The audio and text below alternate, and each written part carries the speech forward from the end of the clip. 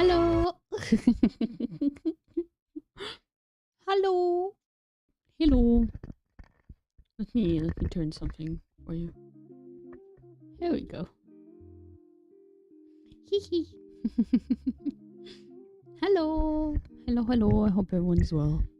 Hello. Hi. Why is chat not working? Hello? Why is chat not working? Chat doko. Bruh. My chat has gone. You guys hate me. That's what it is. Hi. Hello. Hi.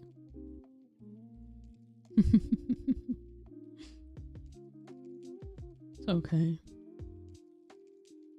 We'll just ignore the chat not working also. Wait.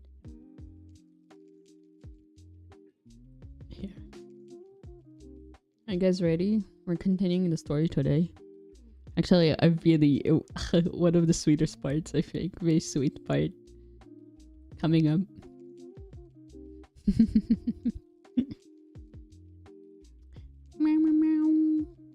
I'm gonna make and yes. Oh, I don't know what you're gonna make, but have fun. Yes. Wait. Let me check. Okay, it is that.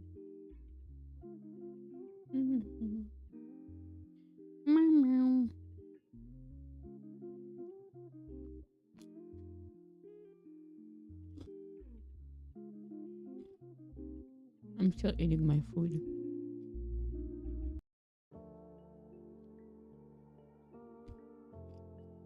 How are you guys today? I'll bitch about mine in a bit. But I'm munching.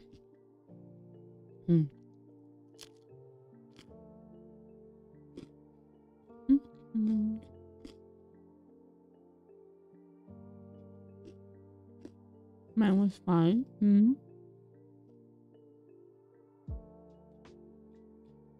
Bro, why am my model moving like that?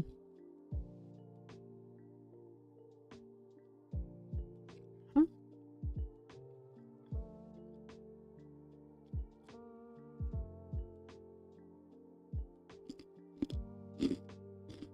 Can you hear the crunch?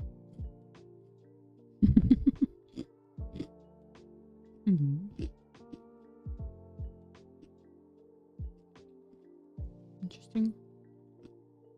It's fun because it was before I started cleaning. Oh. Oh wait. I broke my glass in my room. Oh.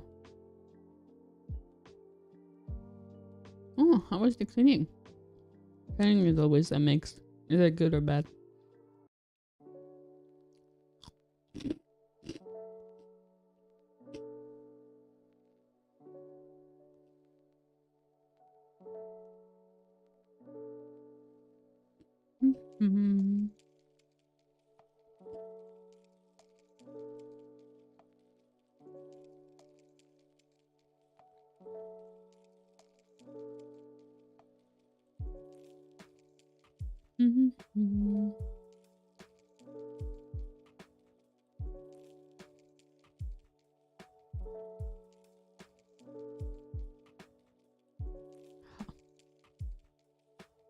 Cleaning was fun. That's good. That's good.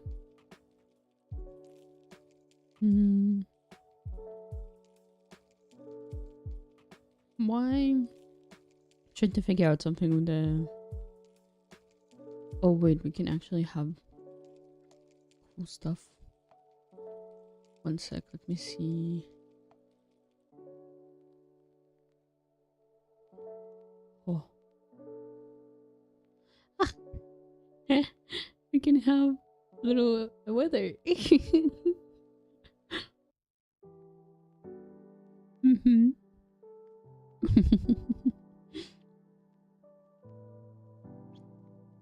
think that's nice. Wait.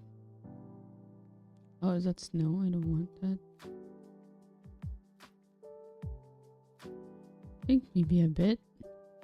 It would definitely fit well with our our chapter today. So let's keep the rain a bit. I remember this chapter. It's very nice.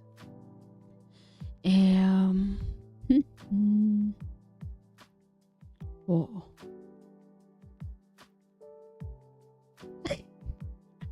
Missing a road effect.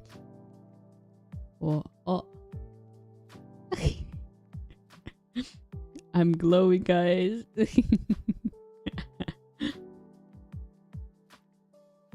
Oh. Wait.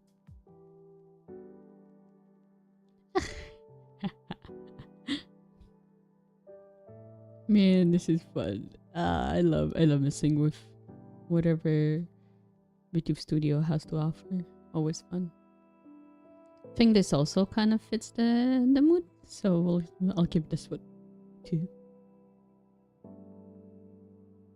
Damn, my eyes.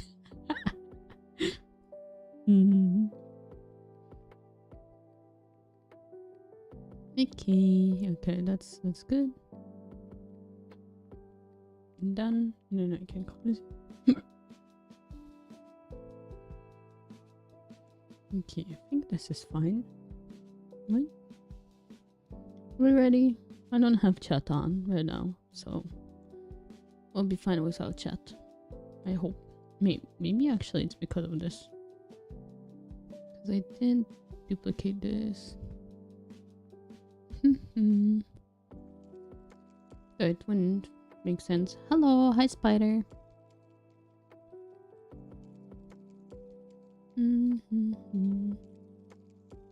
Oh.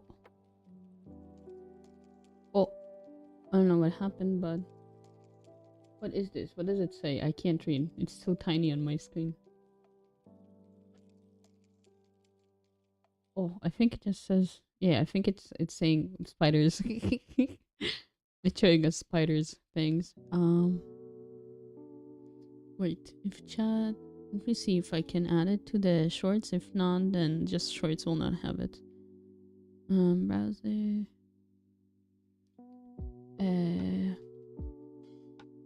Oh, it can. Okay. Shorts do get something, I guess. Why is my model fucking bobbing like that though? Whatever. It's fine. We'll manage. Not sure if short of full life. Ah. I don't know. It's whatever is comfortable for you. Okay, YouTube's splitting the chat. Hell, yeah. Yeah, it doesn't show the shorts chat. Okay. Are we ready?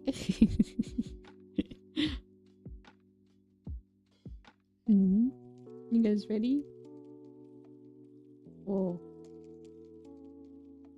Just realized that nothing on this scene was logged. That's not good. Okay, wait, let me change one last settings because I don't want to be winking so much. Y'all are gonna get tired of me thinking I'm some weirdo constantly winking.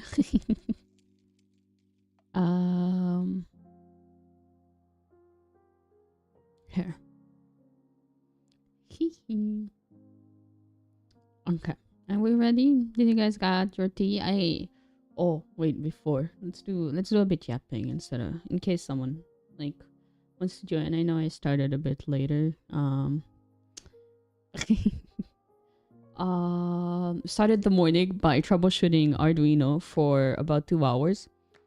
And the problem was the stupid limiter thing. Ugh, not limiter. Resistor. Sorry. Oh my god. I'm kind of mad because when I was in class, the first time I was using this board, like he's like I build the stuff, I put the code into the Arduino, but nothing happened.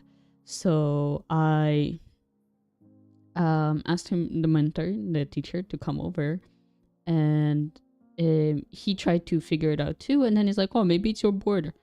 And I'm like, oh, like, because I was not happy about it. And then yesterday I tried the other Arduino board, because I have two. I got two very cheap packs, so I have a lot of stuff. And so what happened is I tried the other board with everything else the same, right? And so I decided to switch maybe just the cables, and nothing changed. And then I decided, you know what? Maybe it's that stupid repeater thingy, right? Oh my god, a resistor. I keep forgetting the name. Sorry, the thing it's called. And then, oh my god, I got flashbanged. Like, I was trying to test the LED light, right? Because that's the easiest one to plug into. And my god, I got blinded. My god. I was like, no fucking way. No fucking way. All of this troubleshooting. Because I've tried, first of all, last lesson, I was completely distracted by it. Because I was trying to figure it out.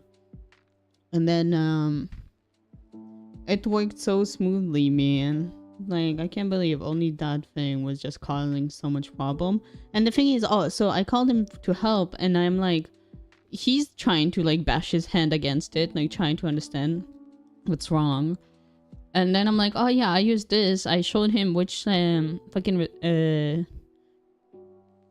oh fuck, forgot the name again of the thingy. I showed him which one I used, and he's like, oh yeah, that's fine. And I used like I don't know, 7 of them, because we were trying to do the digit thing, digit display, sorry. And then he's like, seems fine, bitch, you should know. Like, and I asked him, oh, does it matter which one I use? And then he's like, no, it doesn't matter. And then today another dude got his pack, so he was talking about it. He's like, oh, it doesn't matter which one you use. And I'm like, no, it does matter. And I told him that's why it's like mine was fucked up last time. And he's like, oh no, that's because you used a bigger one, eh? And I'm like, yeah, you told me it's fine. You told me to use whatever I want. Hello? I asked you to double check.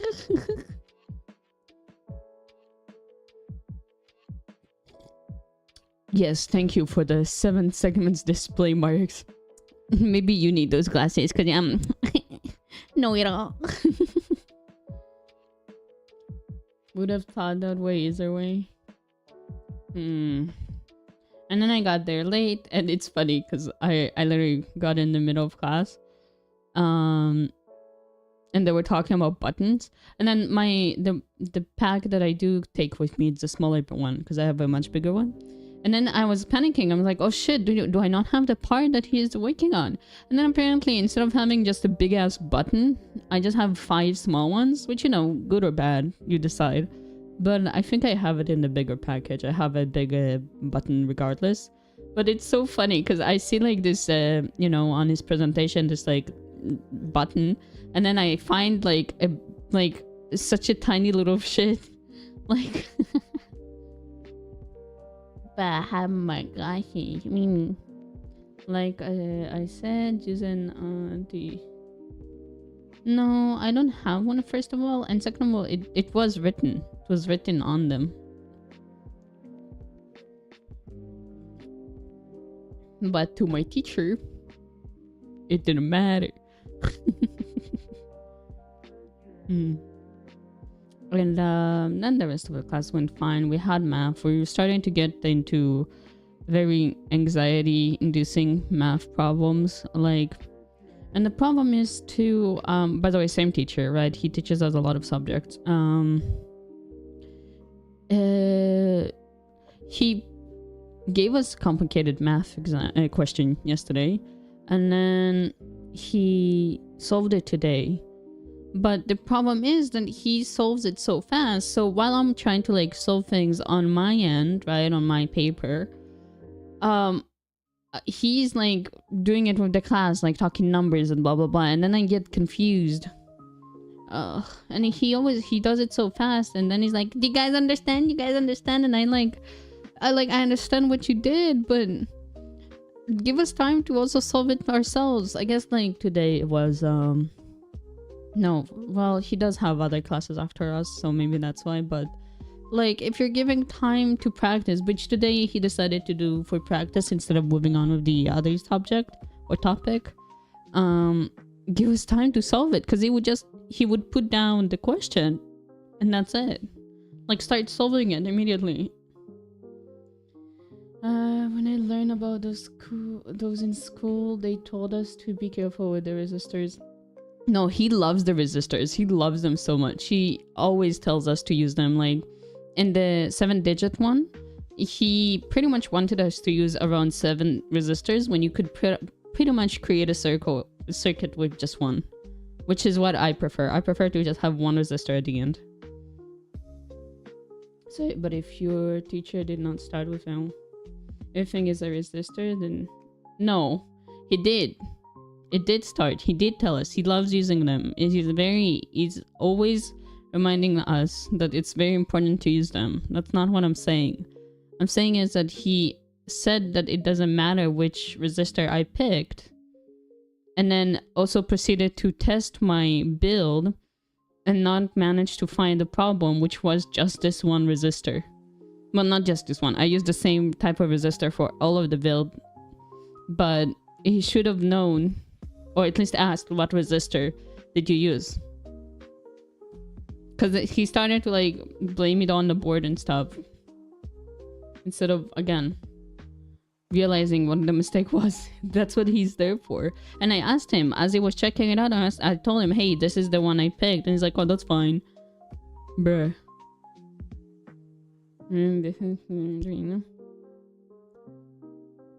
That it has a max. Yes. Yes.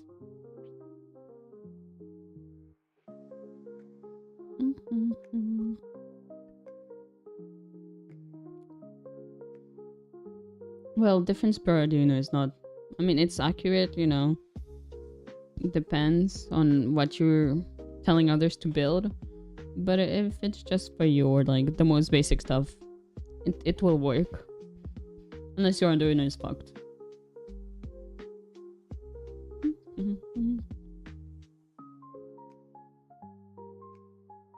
Man, I have something stuck between my teeth and it's really bothering me. Anyways, are you guys ready to read? Are you ready, kids? Do you guys need a recap? Know what we had happened last reading? Where are we at the story? Are you guys that forgetful? Are you gonna make a clock or a timer? I could. I have the things. I have the 4-digit display too. Yes. Yes to what? To the recap? Yes to remembering? Yes to what? Yes, it's very vague. So why? Oh, I do think it's... Okay, so it's definitely me adding the... It's too much.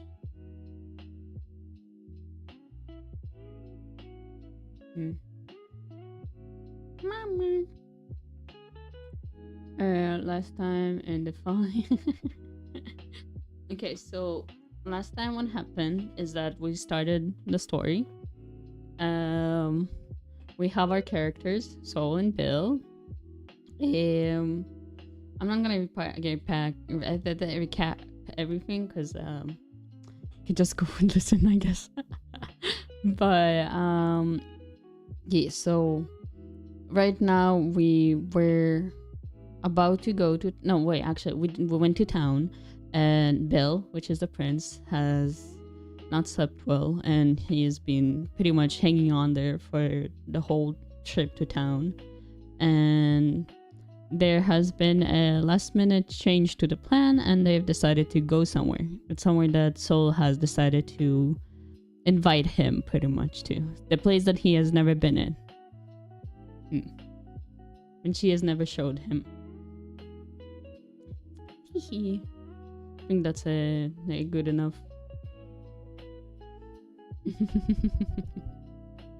A good enough explanation. Sorry, I'm not good at this. Okay, let me also lower the music. Just a bit.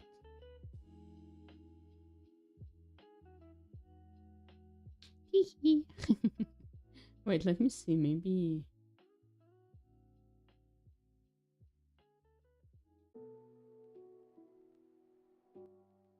Maybe this is nicer.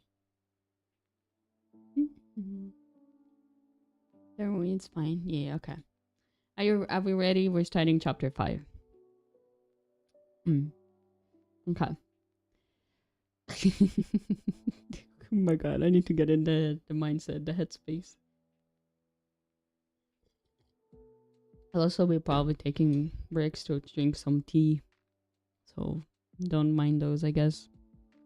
I'm actually I'm a bit curious about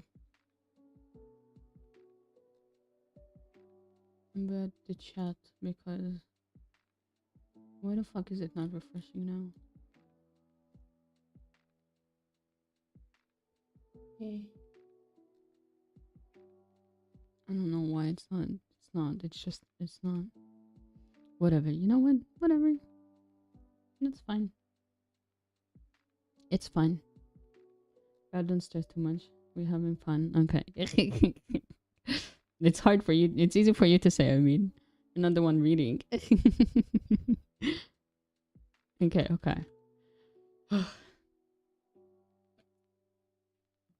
Okay, I'm gonna start in a minute. It's always starting that's the hardest. Okay. We stand before a house that is placed a few minutes from the market. Oh my god. I'm reading it in such a weird way. Okay, again. We stand before a house that is placed in a few minutes from the market. It has a timid look to it. Not run down, but also not luxurious as the buildings in town themselves. It's made out of wood, 2 stories high, a balcony at the entrance and one at the top side wall, facing the beautiful view of the working fields. I take the first step onto the dark wooden stairs, leaving Bill curious.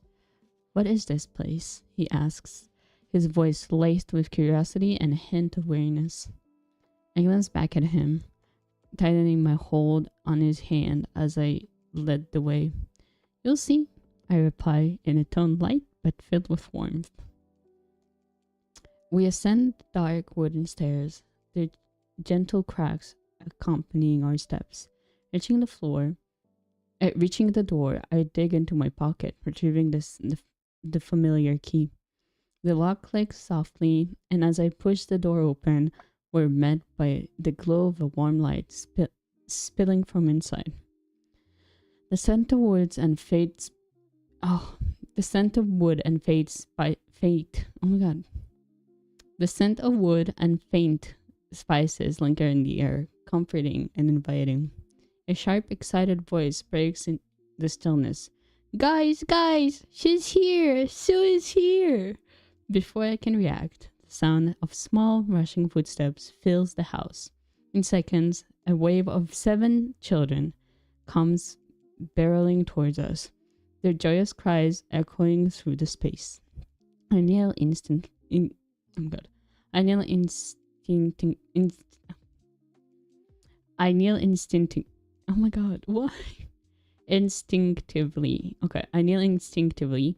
bracing myself as they engulf me in a group hug, their laughter bright and infectious. Amid the commotion, a small voice rises above the rest. Who's that? Annie asks, her tiny finger pointing directly at Bill. Bill, still standing by the doorway, blinks in surprise at their attention. I hesitate, unsure of how to explain his presence. But he steps forward, lowering his hood and crouching to meet Annie's gaze. My name's Bill, he says, his voice kind and steady. I'm an acquaintance of Souls from the castle. Annie's eyes widen. Annie's eyes widen, her cheeks turning pink as she takes in his features. Whoa, she whispers, in awe, her awe echoed by the other children who suddenly fell silent, transfixed by him.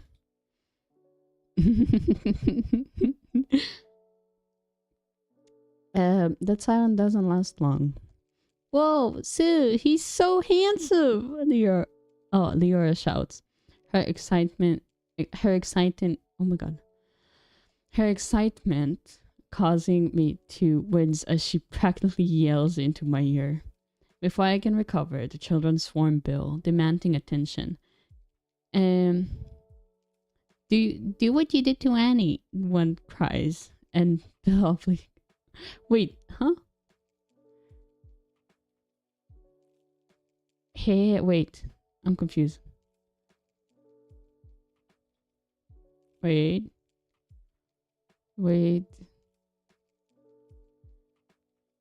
I'm sorry. I have to pause here because I think I somehow deleted him like giving her a pat on the head. So by context, that's what's supposed to happen here. Just FYI. Before I can recover, the children swarm Bill, demanding attention. Do what you did to Annie, one cries, and Bill obliges, offering gentle pats to their heads, one by one. Leora tugs on my cloak, her curiosity shining brightly. Why would you bring someone like him here? Unless... Her voice trails off, her eyes lighting up with sudden understanding.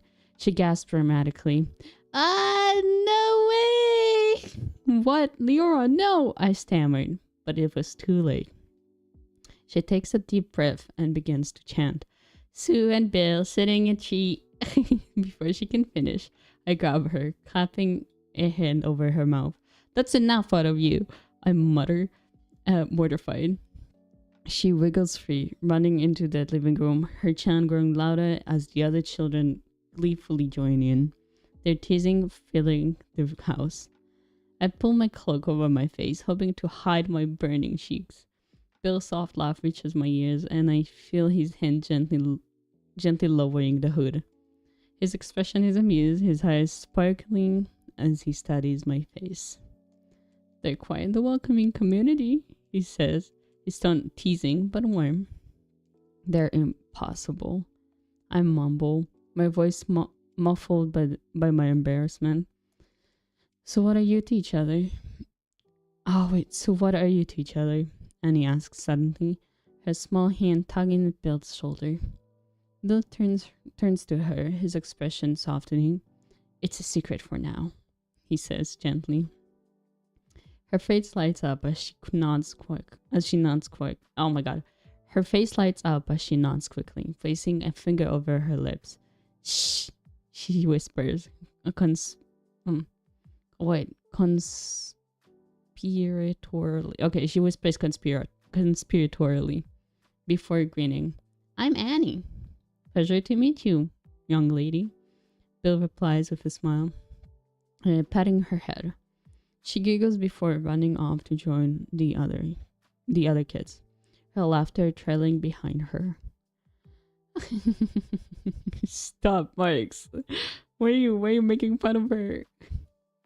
Before Bill can reply, the sound of slow, deliberate footsteps draws our attention to the staircase. So, the Lord Commander finally decided to show up. A familiar, exasperated voice says. Al descends from the steps, his arm crossed, his green eyes sharp as they land on me. You've been gone for weeks, and now you waltz in with a guest? Bill straightens, offering a polite nod. I'm Bill, an acquaintance of souls from the castle. He introduces himself calmly. Al studies him for a moment, his gaze softening lightly. I'm Alexander. Al. To most. I keep this place running when soul forgets it exists. His tone is pointed, but there's an undercurrent of fondness. I open my mouth to defend myself, but Bill lifts the heavy bags in his hands, redirecting the conversation. Redirecting the conversation. We brought extra ingredients, he says, his voice steady. Al raises his brow, then nods. Good, dinner's on you then, he says, gesturing towards the kitchen. Go on, you've got some making up to do. Signing, I take the bags and shuffle towards the kitchen. Al's sharp gaze following me until I'm out of sight. Wait, what? I'm dreading in the store. What do you mean?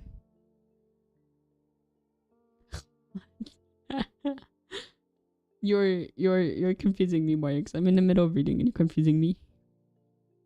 Anyways, again, I watch Alexander and Sol. Oh my god. I watch Alexander send Sol away to what I assume is the kitchen.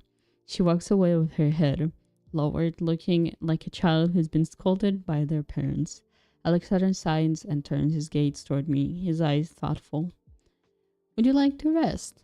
He asks, his gaze lingering on my tired posture and weakness. I try to hide in my eyes. And the weariness I try to hide in my eyes. Okay. I straighten up a bit, offering him a small, gentle smile in response. I'll show you where the bedroom is, in case you want to rest. He begins to walk up the stairs, pausing to make sure I'm following. The air between us is thick with an unspoken question. Alexander is clearly trying to understand why Saul would allow me to visit, why I'm here at all. It's a question I'm not sure I have an answer to. So, is there something going on between the two of you? His voice is blunt, cutting through the quiet tension. The question catches me off guard, and I feel my face heat up. I wasn't expecting such directness. I clear my throat, averting my gaze from his piercing eyes. Yes, there is, I said softly. Wait, whatever. I'm not good at voice acting. Okay. Yes, there is, I say softly. Well, I'm glad, Alexander says with quick approving smile. She's been obsessing over that prince for years, he adds, with a faint disapproval. It's good to see her stepping away from that. He opens a wooden door, leading me into a small room. A closet sits next to a two-person bed.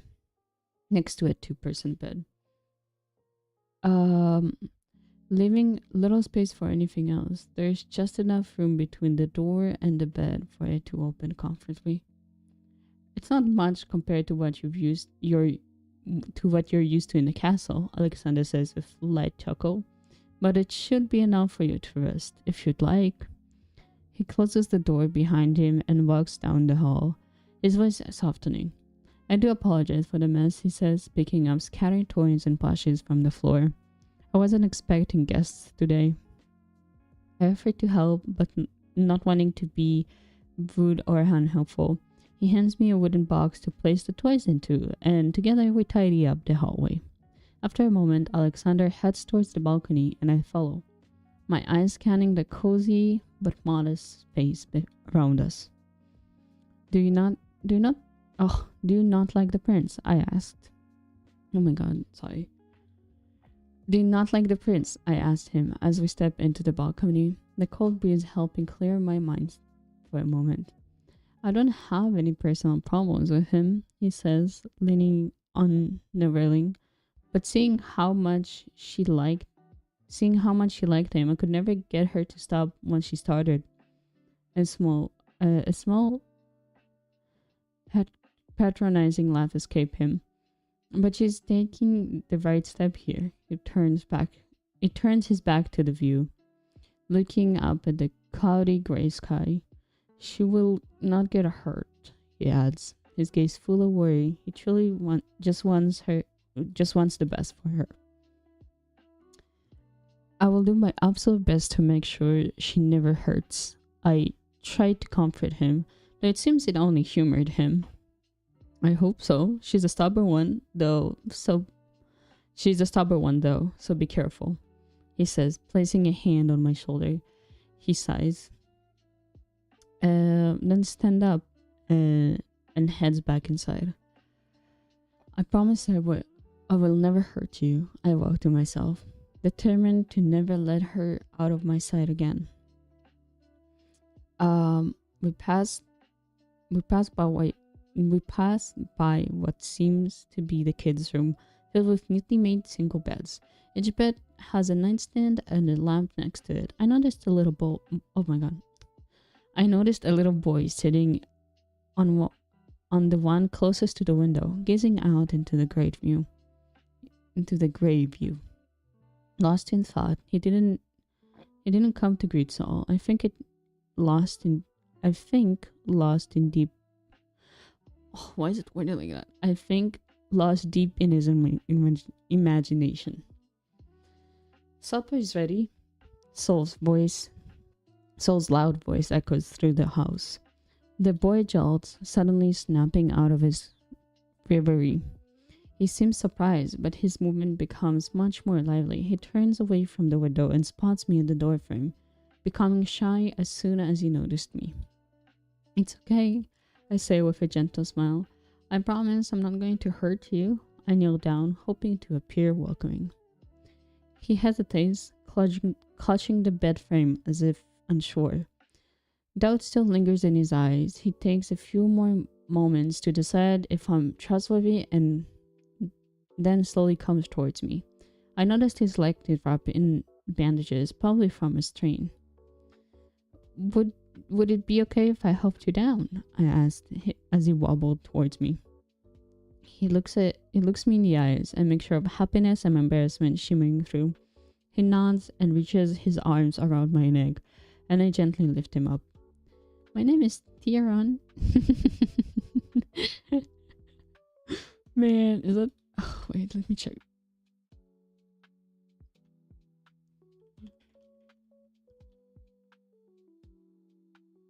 I think that's how... Wait. Okay. Theron. Okay, yeah. I did say it right. Again. My name is Theron. His sweet, high voice whispers into my neck. Pleasure to meet you, young man. I'm Bill, I say, patting his back. I began my descent down the stairs, using my free hand to steel myself on the railing. Gazing at the floor below, I spot Soul, her mesmerizing smile lighting up the room as she watches the kids hurry to their seats, stumbling with excitement. I make it to the last step, still unable to catch my breath from the view. I was wondering where you were, Soul said softly, addressing Theron with a gentle voice. You can let him go now, she adds, her smile directed at me. It feels like she's left... Oh my god. It feels like she's left the formalities behind in the candy shop. When we're like this, I feel more than just a prince. I feel like I'm truly myself whenever our roles fade away. I gently place Theron down, a warm rush flooding my cheeks. I can't help but gaze into her eyes, I can't help but gaze into her eyes, getting lost in them for a moment. Before I realized it, Theron has already made his way to his friends, and Alexander is attending to their needs, leaving us alone by the stairs. Soul reaches for the hood of my cloak, drawing me closer, and I close my eyes, feeling a soft warmth of her lips on mine. Thank you, she whispers softly against my chest. I had so much fun today, with you. A side blush creeping up her cheeks, making her even more endearing. I find myself leaning in for another kiss, but she gets flustered and quickly places her hand over my mouth before I can do anything. We should join everyone, she says in a rush, pulling away and heading into the dining room. I follow right behind her, a delighted smile I can't seem to hide playing on my lips. I watch as she grabs the freshly made dishes and begins placing them onto the empty plates, those that Alexander hadn't gotten to yet. I can't help but wonder what kind of mother she'll be one day. My mind starts to drift, imagining a life with her, how our children will look, how many we'll have, and how wonderful it would be to have a cozy house on the outskirts of the town, a place where we can escape and just enjoy life together. I kept watching her, so absorbed in my thoughts that I didn't realize I'm staring. I make my way to the empty seats next to her, and she immediately adds some food to my plate, giving me a welcoming smile. I can't help but hope that smile never disappears. Yeah, it would be nice. It would. Um, I wish I finished my plate a bit later than everyone else, so by my side as the children come by to show their artwork or ask questions, begging for her attention. When I when I got when I get up to grab when I get up to grab my plate, I make my way to the sink, joining the others who are helping clean up. It's not your duty. Saul's voice comes from behind me. I try to ignore her clear message, but oh my god. But she steps in between me and the sink, taking the sponge and the plate from my hands. Stop, she says firmly. I won't let you clean those. Her voice resolute, stubborn. I can't help but grin. So I guess we'll have to work together, I say, standing taller as I grab the dry towel and start drying the plate she just cleaned. She lets me do it without protest, not quite managing to come up with an excuse to get me to stop. You two are fast, Alexander's surprised voice rang out from the door connecting the kitchen to the dining room. He looks pleased. He looks pleased with our teamwork and heads over to the kids who are playing in the large living room. Sol turns off the tab, causing the water to stop, and she looks up at me. Dismissed, she says with a playful smirk. Yes, commander of the guard, I reply, matching her tone, sorry. She seems taken aback by my response, and I watch her cheeks turn bright shade of pink, unable to hold it in. I let out a soft laugh.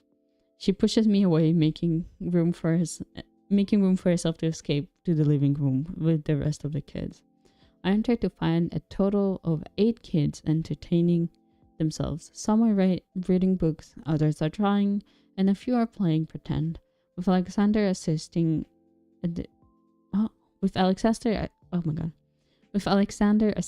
where needed. So sits down next to Annie, who is busy with playing with her bunny plush. Mr. Bum Bum would like to get some sweets. Annie points out to her. Oh my god. Oh. Mr. Bun Bun would like to get some sweets, Annie points out to a bunny, and so, adopting a deep voice, imitates in words. Maybe in a bit. So, wait, what? So, adopting a deep voice, imitate it words? Huh? That doesn't make sense. Hello? So, would like to,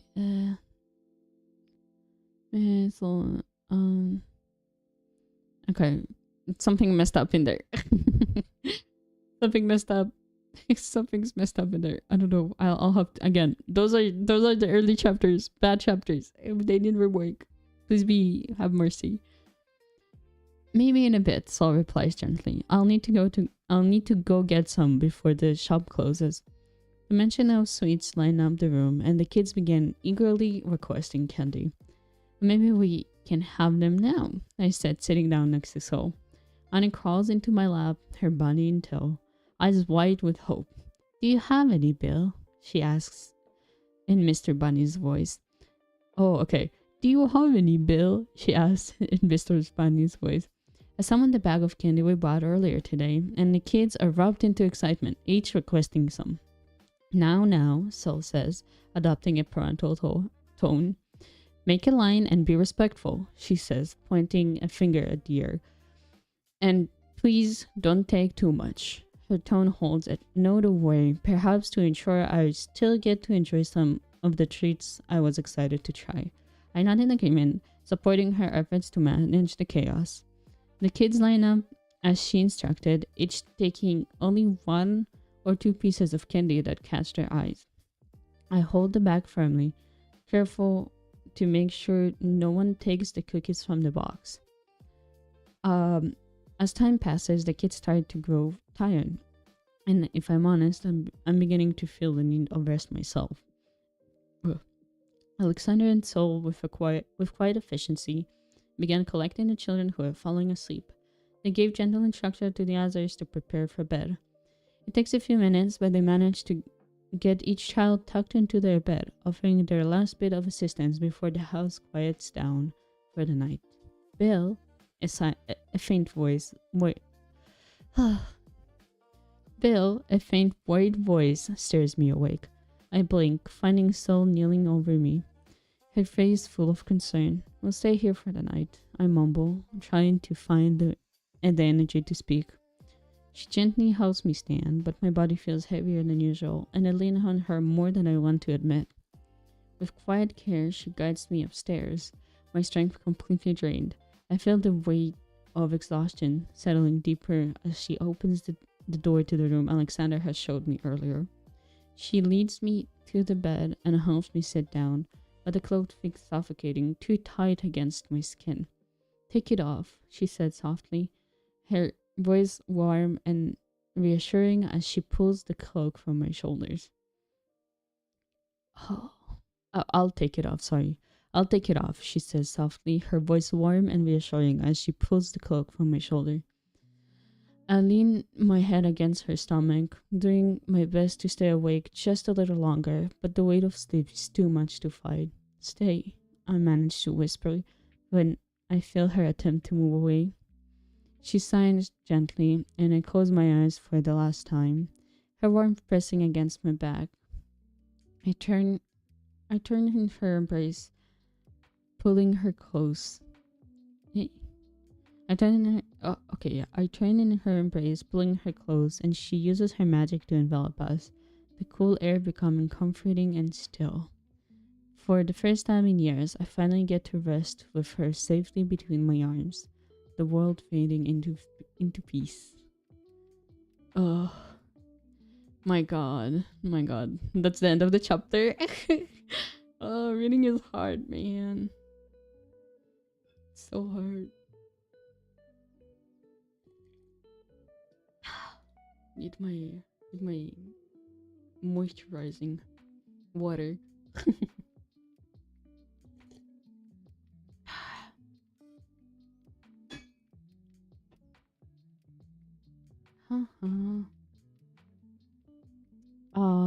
Sorry. Clapping, my god. Okay, it's okay. You can say I suck at it. I know I do. Cause oh my god, I'm not, again, not a professional voice actor. I'm trying, but I'm it's not easy, okay?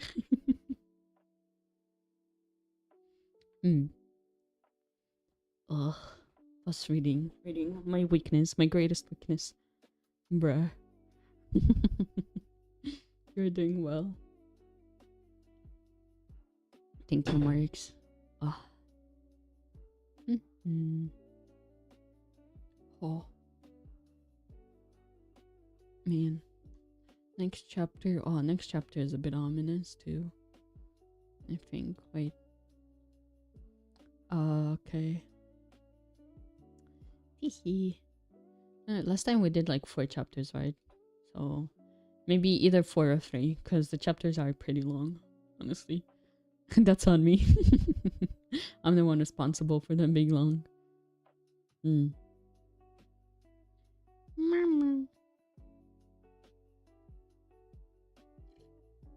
The problem though is that I'm not used to talking this long. So my throat is starting to hurt. I'm trying to just drink as much as I can. Finally, I found who to blame. Man, the first chapters have so many. They're not good, man.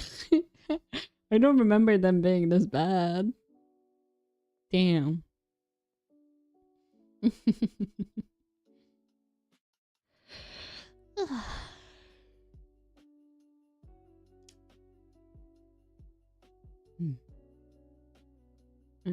Oh.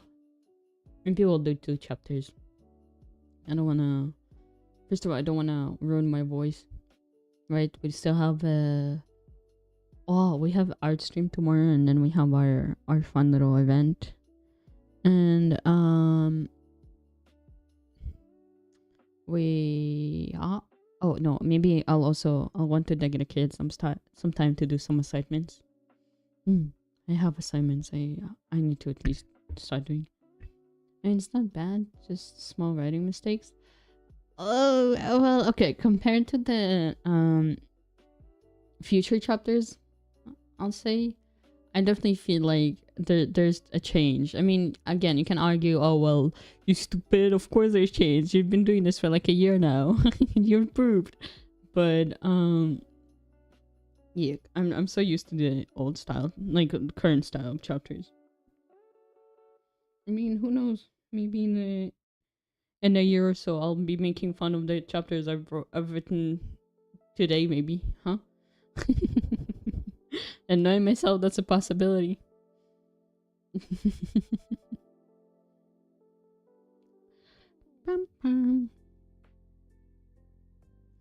No, it's alright. Yeah. I don't want to be EP. I'm so EP for no reason. Oh, I also don't have the AC running. That's not good. I'll get to a while I'm gonna start falling asleep. And then y'all are gonna get it.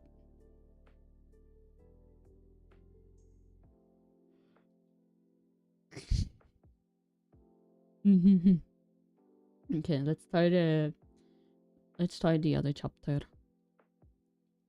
I think this is when we're slowly starting to get into the academy. Get it? Yeah. Like fists, violence. You're gonna get violence. I'm gonna get violent, and you're gonna get violence.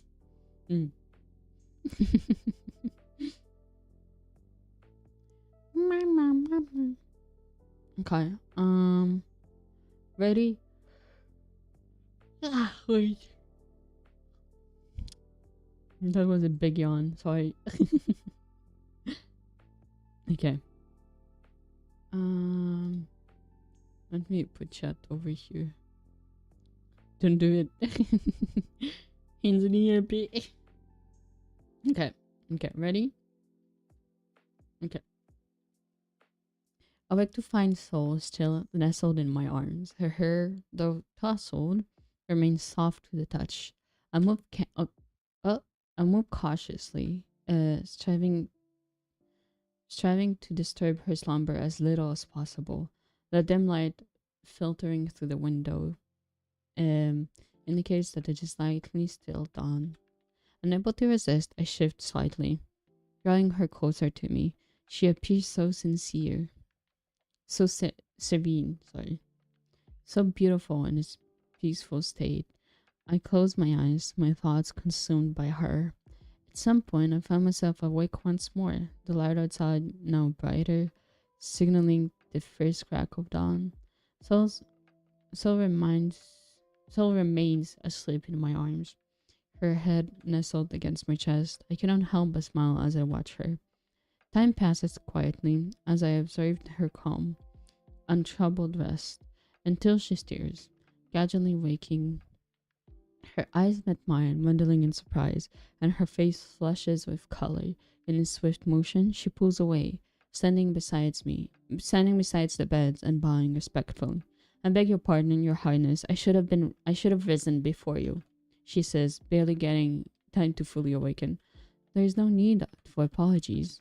Please return to the warmth of the covers, I say gently, just wanting her to return to bed. Not her to just wanting her to return to the bed, not to her role. She hesitates, looking at the 9 cents beside her. A small wall clock. Huh? Oh, a small wall clock. Why small then? Okay, just a clock leaning on the stand that I hadn't seen earlier. We should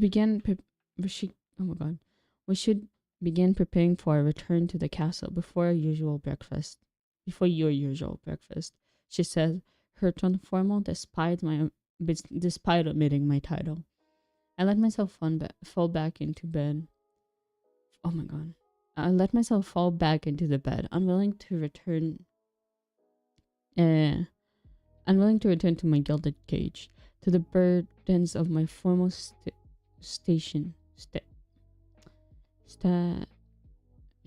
Station. Oh my god. The burdens of my formal station. A sigh of disconnect escapes my lips. Might I request the honor of sharing a morning cup of tea with you, my lady?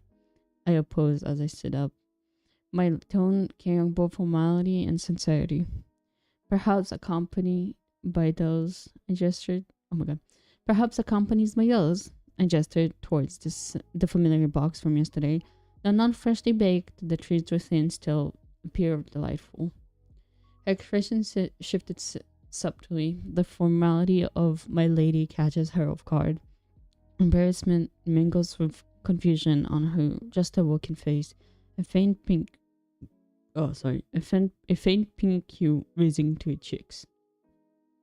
I suppose we have a few minutes to spare, she replies, her tone soft, almost hesitant. We hadn't changed out of our clothes since yesterday, and as she walked out of the room, she carefully avoided making eye contact with me.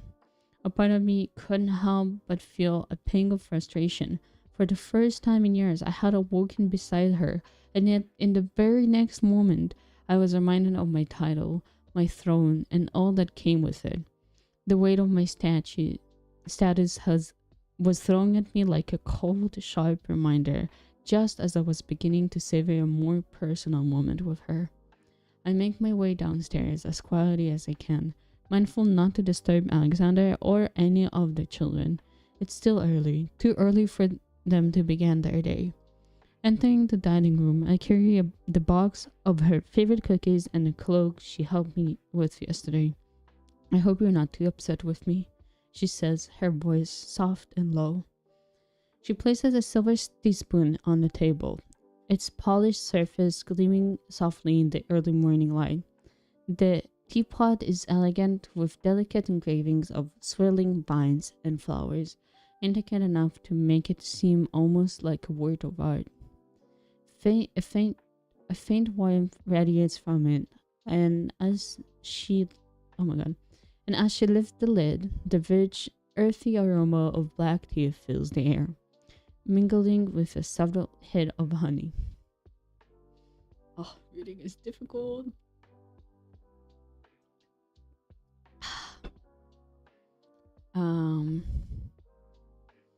She sits beside me, her face calm and composed now, the earlier tension fading.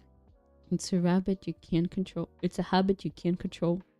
I replied gently as I poured the tea into the mug she set before her, the steam rising in delicate spirals. She looks at me softly, her gaze warm as she rubs her hands around the mug, savoring its comforting heat. The steam rises gently, adding a touch of tranquility to the morning. I poured myself a cup of tea, the rich amber liquid glistening as I set it down beside me. With a quiet sigh of contentment, I opened the sealed box. The familiar scent of chocolate immediately filling the air. The cookies inside are soft and inviting, with chocolate chips scattered throughout and bits of melting chocolate pieces oozing from the center. The edges are perfectly crisp, adding a satisfying crunch to their otherwise tender interior. I slid the box towards her, a small smile tugging at my lips. Your favorite, I say softly, watching her face light up as she reaches for one. Thank you, Bill, she says. She takes a bite, enjoying the sweetness of her favorite snack. Every time she mentions my name, I can't help but feel excitement shiver inside me. It's so unfamiliar, yet comforting when her voice says it, making it more special. We tidy up the dining table after ourselves, cleaning the dishes we used. I'll take those, she says before letting me grab the bags with the ingredients from the kitchen. We finished cleaning up the last. Oh, we finished cleaning up the last of the dishes in a quiet rhythm. Her movements are graceful, most serene, and as I watch her, I can't help but feel overwhelming sense of gratitude. The soft clink of the plates placed being the soft clink of the plates being stacked and the rustle of the bags being pressed from the soundtrack of this simple, peaceful moment. Hey, the rustle of the bag being pressed between us. Okay.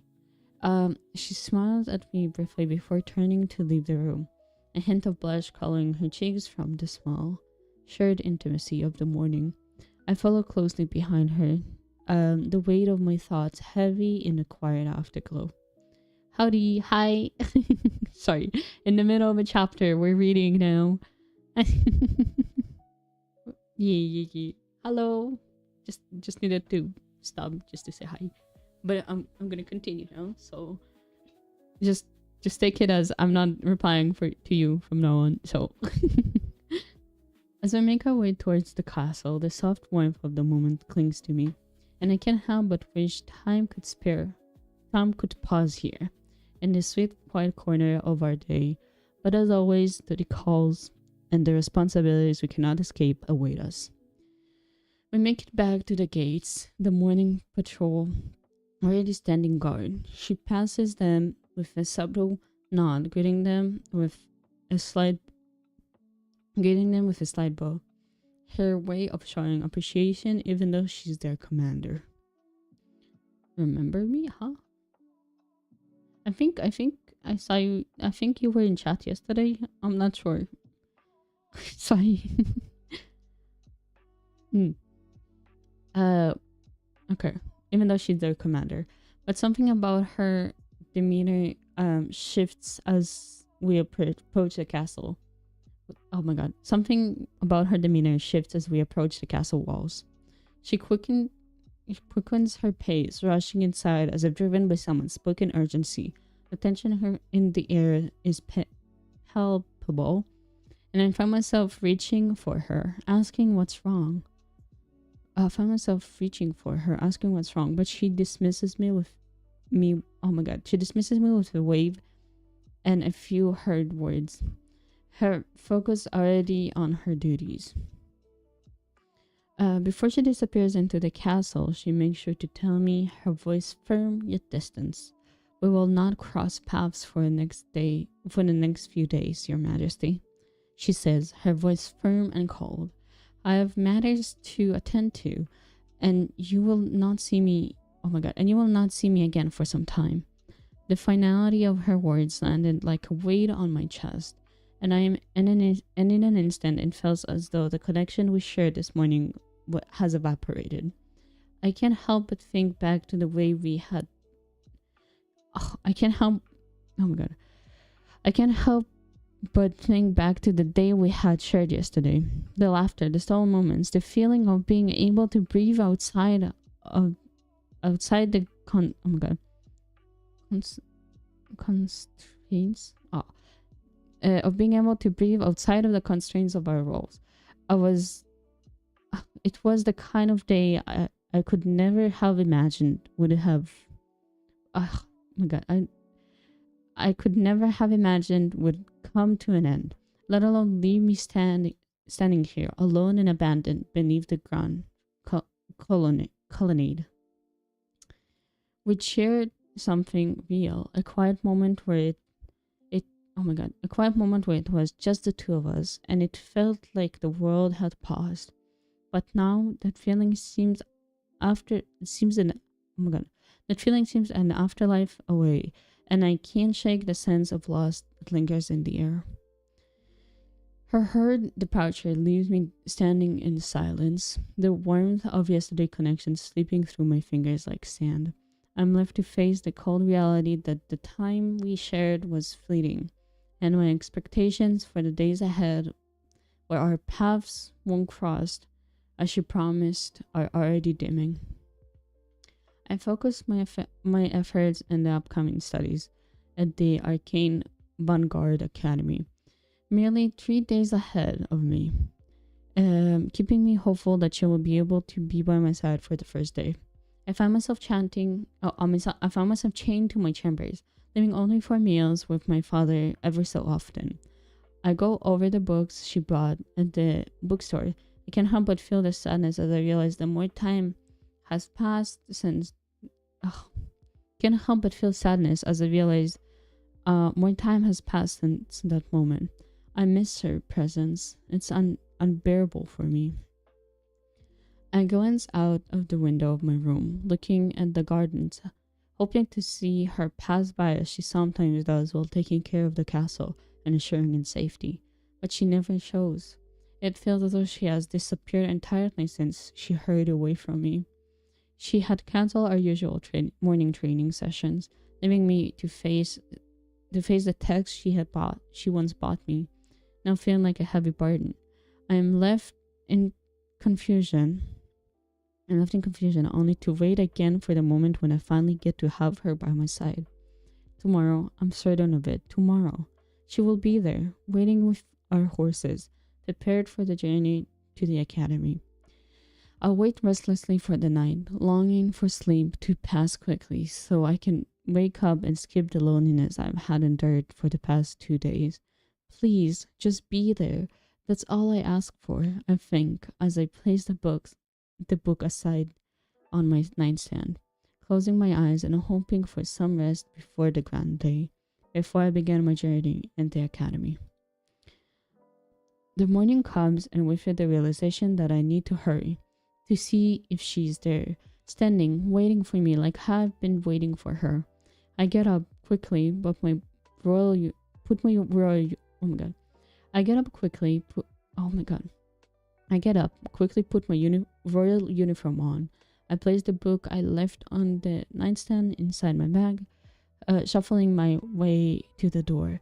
My expectations are high. I can't help but run to the palace's entrance, hopping outside of the grand door. She will be waiting for me alongside Eric, the animal keeper. The standing royal guards open the door as they notice me rushing my way down to them. The bright light making my eyes close before I can open them again. Hopelessly scanning for her. Your Highness, a young man is showing before me. I haven't seen him before. His hair is black as night, his eyes blue followed by a ring of yellow. But she's not here. I do notice, on the other hand, her royal steed, Sam, is all ready. The young guard gets on her, something that feels unnatural. No one before could handle her wild side before she would throw them off her back. Soul is the only one able to get some respect enough to allow her to ride her. It appears that the commander of the guard remains occupied with his duty, and it appears that the commander of the guards remains occupied with his duties, and as such will be unable to attend. Therefore, I shall assume the responsibility of your personal royal guard, Your Majesty, he says, looking at me from above. Cool.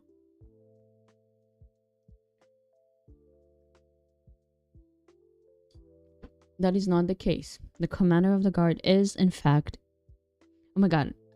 The commander. Stop. I need to stop. I need to edit this. Yes, the commander. Okay. That is not the case. The commander is, in fact, a woman. I expect you to address her correctly in the future. Let us not forget the importance of proper respect, I say as I'm now sat on my own royal steed. The guard immediately bows his head, a clear expression of regret in his face. My sincere apologies, Your Majesty. It was not my intention to sow any disrespect. I misspoke. He rises, maintaining his respectful stance, and continues. We must begin our journey to the academy, Your Majesty. Time grows short. I find myself allowing irritation to cloud my judgment, which is unlike me. I do not typically wield my authority with such harshness. I must remain composed. I must, oh my god, I must regain composure. After all, it is not this guard's fault that my expectations have been thwarted. With a measured nod of agreement, I take a lead. Oh, sorry. I take the lead, galloping down the path to the academy. Oh.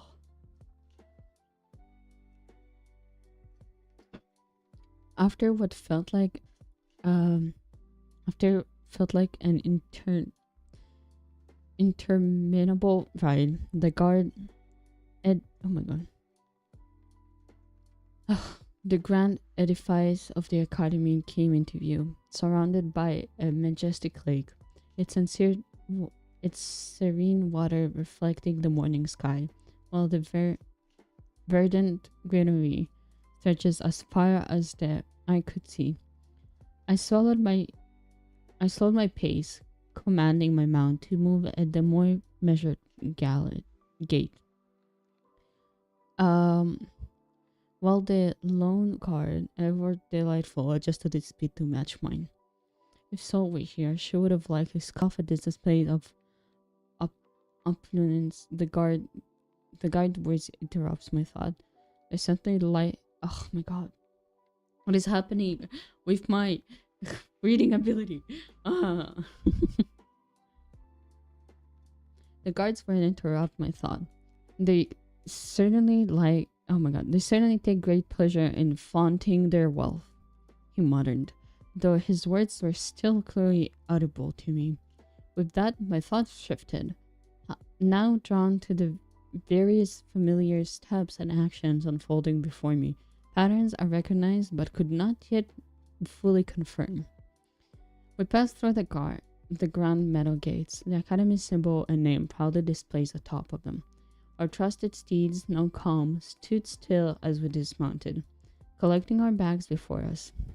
The stable hand, a young man in service to the academy, immediately bowed low in respect as he offered to lead our horses to the academy stables. A gathering of royals from various kingdoms stood at the entrance, exchanging glances and murmuring as they sought their respective places in the academy's esteemed ranks. I, however, was not eager to join the throngs of students. Instead, I glanced towards the guard accompanying me. His demeanor, calm and observant, seemed oddly familiar. His actions, his quiet attention to detail, felt as though I had seen them before, yet I had only just met him. A strange feeling settled in my chest, as if there was something more to him than met the eye, something I couldn't quite place. Our esteemed students, welcome, the werewolf's voice rang out, deep and commanding, echoing off the stone walls. He stood tall upon the balcony, his presence imposing as he gazed down at us, his eyes sharp and proud. We are honored, nay, privileged to have such distinguished individuals grace our humble institution, he continued, his words dripping with condescension. As is customary for those of your stature, the Academy has graciously prepared accommodations in our esteemed dormitories to ease the inevitable discomfort of your first week here. With a sweeping gesture towards the building, the werewolf proclaimed, "You are free to explore our grounds today as the first step towards understanding the greatness that awaits you within those walls." The door swung wide, welcoming us into the heart of the academy as he concluded his speech. Oh.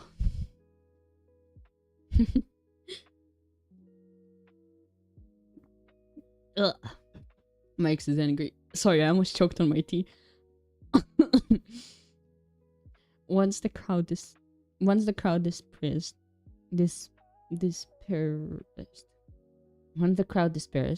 I entered the academy, allowing the guard to follow swiftly behind me. I observed the grand walls adorned with arched pillars, some etched within intricate patterns other crafted from marble, gleaming with golden vines. The ceiling the ceiling stretched high above. It still held chandeliers that illuminating oh my god. Chandeliers that illuminated ex- the expansive halls. In the center, an open space unfolded, abundant with flowers, branches, and even trees. As my eyes scanned their surroundings, I spotted a newly affixated piece of paper on the wall, outlining the direction to various parts of the academy. My attention focused on the corridor that would lead me to the dormitories, and after some searching, I finally found the proper one. I glanced over my shoulder to ensure the guard was still behind me, though his presence was oh my god. Though his presence was constant, his gaze sharp, taking in every detail with a sense of familiarity that unsettled me. We made our way to the dormitories, and after a short search, found the door marked with my kingdom's emblem. Beneath it, in gold letters, were our names, marking the room as mine and Soul's for the duration of our time in the academy. Bill's hyperglyph and Soul Adams. The golden plague read, a permanent marker of our place here. I noticed the guard take a small step back, his eyes scanning the neighboring door. He briefly checked the nameplates before returning back to me, irritated. I grasped his hand, pulling him inside, as the magical seal on the door activated, allowing us entry. "Stop it," I ordered firmly. However, in my impatience, I inevitably pushed us too hard, and we both stumbled to the floor. I gazed up at his concerned face, trying to maintain control. "Stop it," I repeated, my voice faltering. The surge of emotion I had tried to keep in check spilling over. Tears weltered in my tears, my tone breaking as I whispered, "Please, Soul." "I'm sorry," Soul responded, her voice full of genuine concern. Rever- rever- ugh, reverbing through the unfamiliar room I hadn't yet had the chance to fully take in. As I looked up, tears streaming down my face, disbelief washed over me. I had prepared myself to look foolish in front of a newly assigned guard, but instead a wave of relief overwhelmed me. Unable to control myself any longer, I buried my face in her neck, holding her tighter than I ever had before, grateful for her presence, her unwavering steadiness amidst the uncertainty of the unfamiliar place. I slowly regained composure after releasing the pent-up emotions, now sitting on the floor with Soul's hand gently resting on my shoulder. Her expression is laden with guilt and apology. I glanced at her, my gaze unspoken yet clear, silently imploring her to explain what has transpired and why she had assumed a different form. She lowered her gaze, unable to find the words. After several long moments of contemplation, she finally closes her eyes, gathering her thoughts. When she opens them again, she meets my gaze, on the verge of confessing. And that's it. That's chapter 6.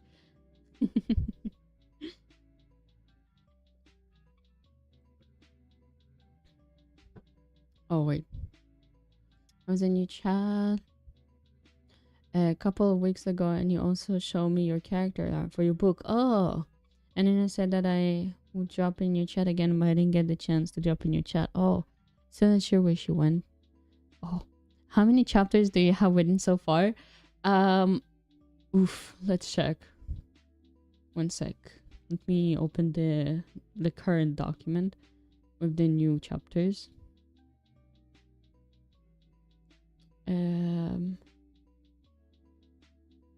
Currently, right now, there's 346 chapters. Yes. I don't understand though. What do you mean you don't understand? What do you not understand, Marks?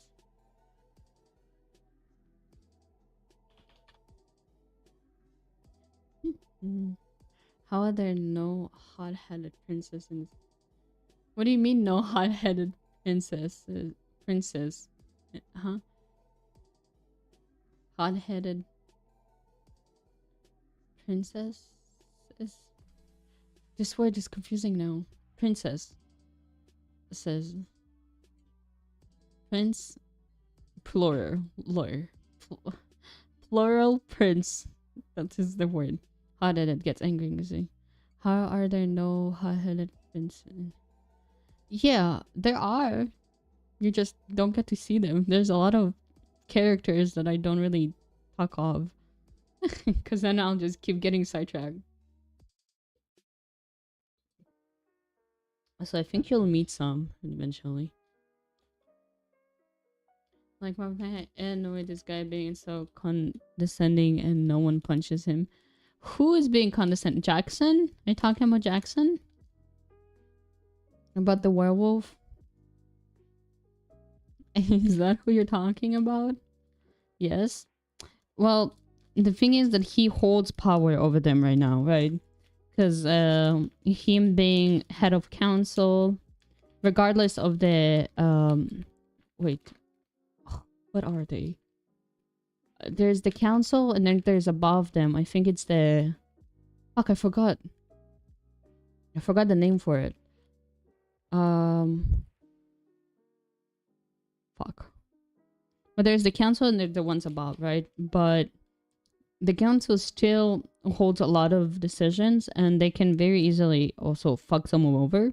So punching Jackson will not go unnoticed, buddy.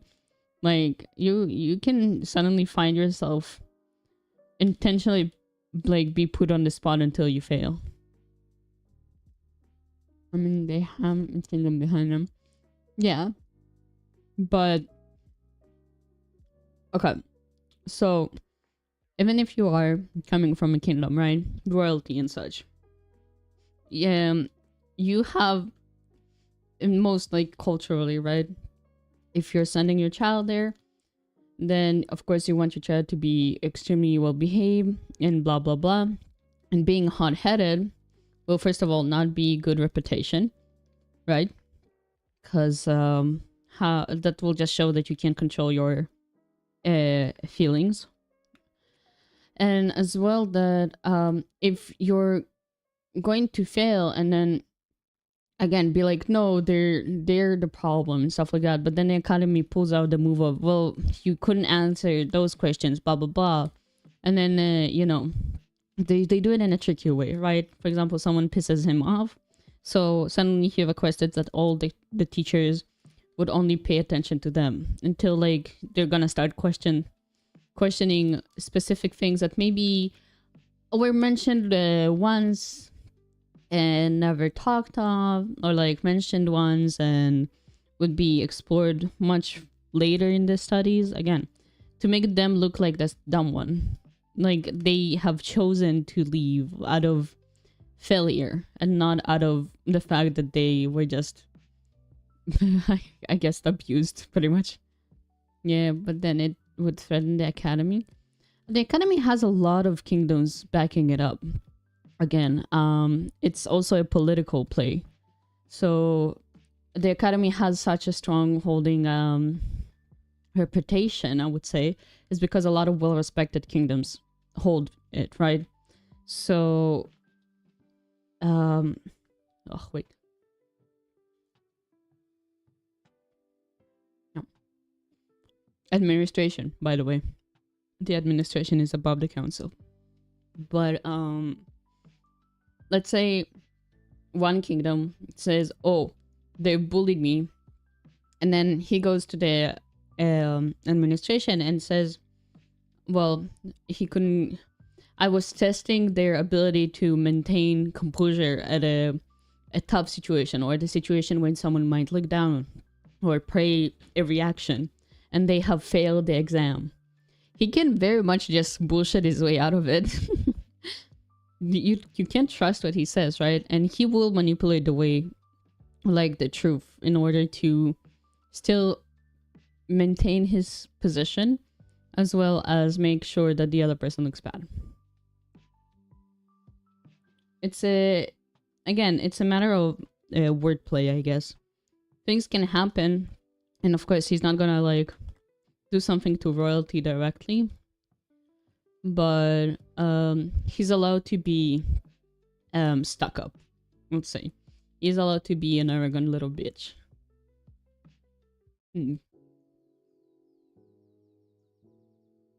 Okay, yeah. It's hard to explain because I don't think there was an instance I thought of him doing that directly to royalty. Hello, hi Ring. But I do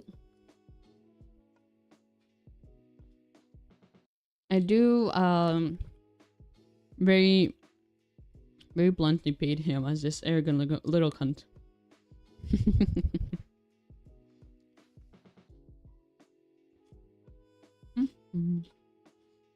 You also have to remember that again, he comes from a place of privilege too, right? Being a part of the council for such a grand academy. So he's allowed to be arrogant. Being confident in what you have and stuff like that, it's admired. Especially given, again, his species and stuff too.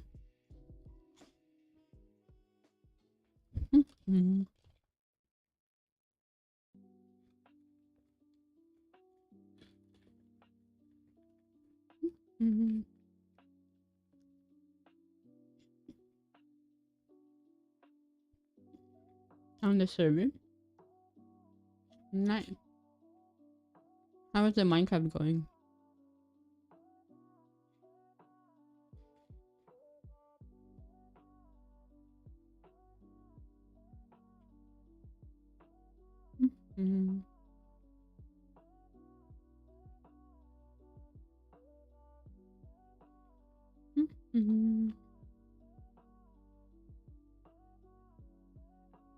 Wait,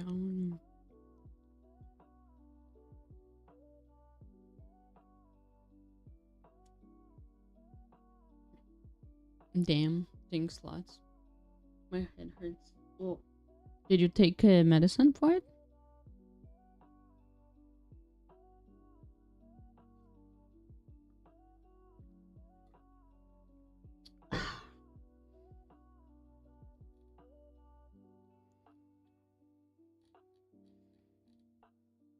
I'll brute force it. God damn it.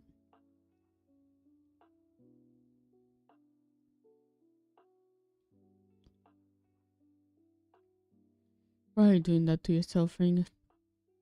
Because I'm playing Minecraft for like 6 hours straight. Actually, yeah, wait, have you not stopped? Didn't you start playing when I was still like in classes?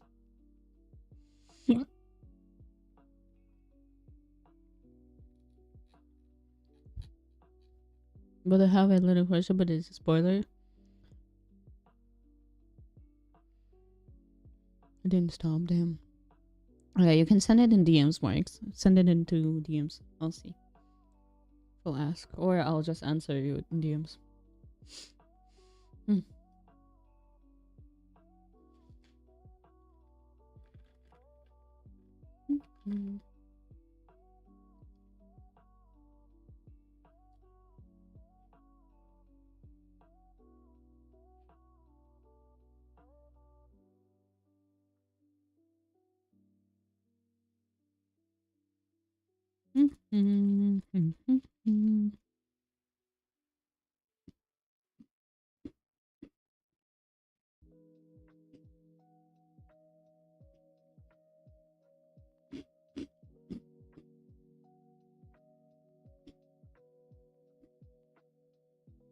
Are you sending it?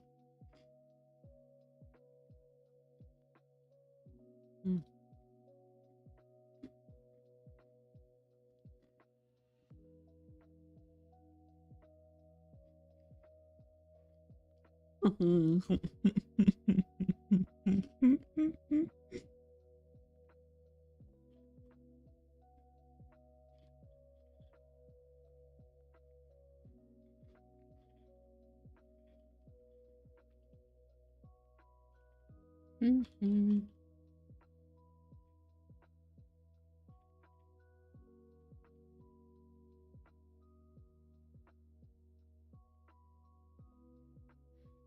Mm-hmm.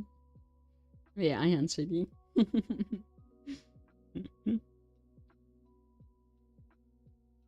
I love that little little thing. I mean, it's nice you noticed, I guess.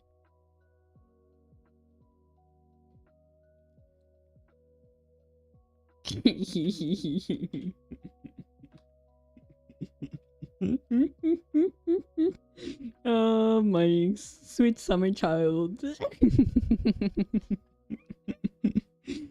Oh, you poor little thing.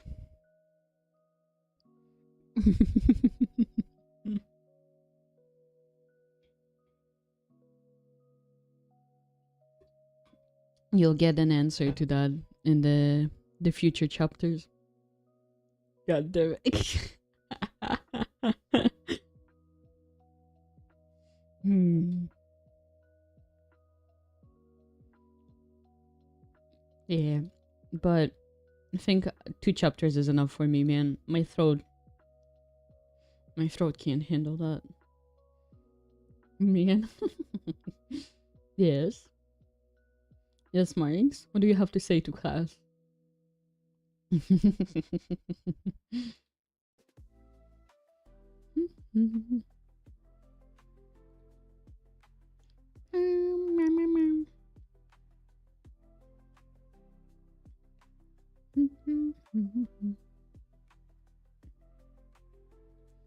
Oh, it was a short stream. I mean, honestly, almost 2 hours. Almost. We've done 1 hour of reading, technically. Let's say 120 minutes. As a warning. As a warning? Huh? As a warning to what?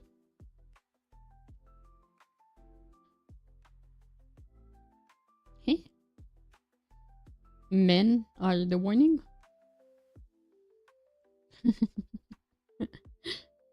It got filtered? Oh, wait, maybe. Oh, wait, actually, okay. Yeah, it did. Me putting some Sylvie Kadorim next to Jackson's. Mm. Mm-hmm.